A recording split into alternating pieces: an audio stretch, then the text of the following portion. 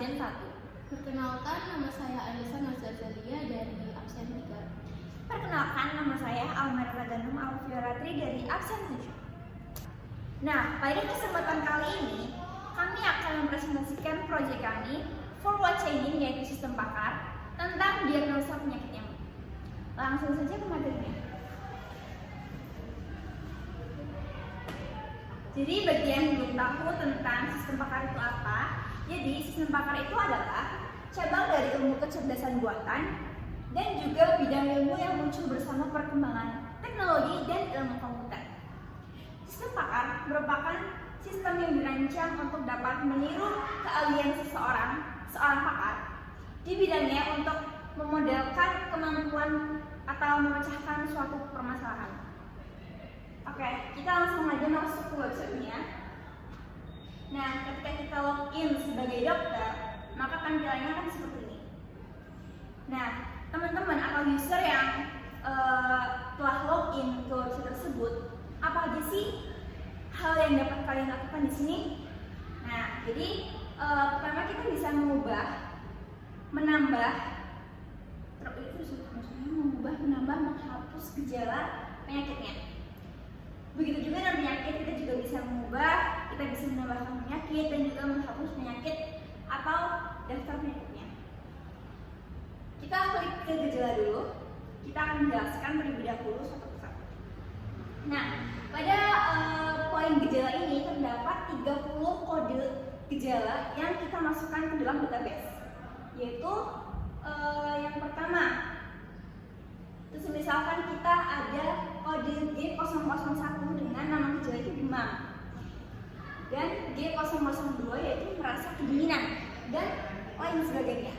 Dan pada gejala ini akan nantinya bisa mendeteksi penyakit apa yang mendiagnosa user. Coba kita ke penyakit. Pada halaman penyakit ini kita juga sudah menyediakan 5 penyakit, yaitu penyakit Zika, penyakit demam kuning, penyakit chikungunya, penyakit malaria, dan demam berdarah. Nah, pada tampilan sebelah kiri, yaitu user bisa menghapus dan mengubah penyakit daftar penyakitnya yang ada atau yang sudah disediakan. Selanjutnya kita ke aturan. Nah, jadi di sini tuh ada kode penyakit sama penyakit dan daftar gejalanya. Contohnya untuk kode P01 itu penyakit demam berdarah DJW.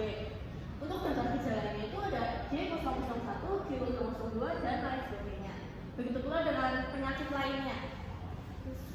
Kita di sini juga ada Ada fitur ubah dan hapus yang bisa kalian ubah sebagai dokter. Sekarang kita ke riwayat diagnosa.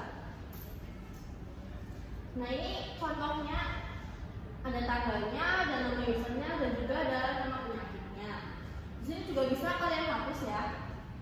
Terus juga ada fitur ubah password. Nah, ini untuk masukkan password lama, masukkan password baru, dan juga untuk mengulangi password baru yang sudah kalian buat. Terus kita beralih ke jika kita sebagai user, point of view sebagai user ya. Nah, ini kan dokter tadi, sekarang kita masuk sebagai user. Nah, ini kurang lebih tampilannya hampir sama dengan dokter tadi, cuma kita bedanya di sini tidak bisa mengedit ya. Kita sebagai user hanya bisa seperti konsultasi gitu. Coba kita ke tengah. Lalu di pandangan user kita kan bisa konsultasi. Nah, kita bisa milih gejala yang kita rasakan, dan saat konsultasi kita klik yang kita rasakan. Contohnya kita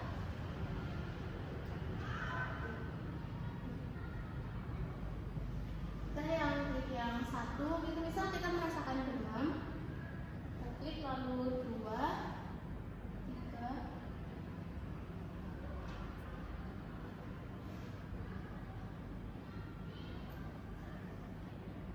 gejala G012, gejala G013, G014, G015, dan nantinya ketika gejala yang sudah kita checklist atau kita centang semuanya, ketika kita proses kita akan mendapatkan sebuah hasil di mana jenis penyakit atau penyakitnya itu tidak terdeteksi karena pada database yang kita buat itu tidak sesuai dengan apa yang user masukkan kodenya.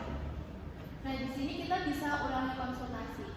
Misal kita merasa ini itu tadi salah, jadi kita bisa ulangi konsultasinya lagi.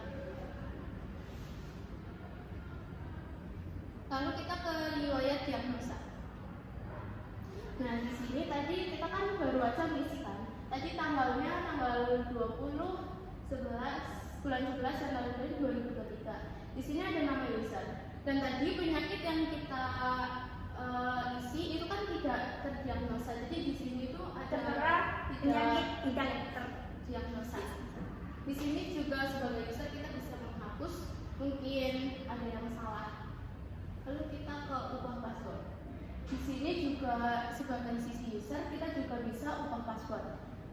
Dari password lama lalu password baru bisa diulangi lagi. Lalu kita jangan lupa klik simpan. Selanjutnya keluar. Nah, Oke, jadi pada halaman user ini memang dari sisi user hanya bisa berkonsultasi tentang gejala-gejala yang dirasakan dan kemudian ia bisa mengetahui gejala apa yang mendiagnosa user tersebut. Mungkin itu saja presentasi sistem pakar forward chaining dari kelompok kami. Apabila ada kesalahan, kami mohon maaf yang sebesar-besarnya. Terima kasih. Wassalamualaikum warahmatullahi wabarakatuh.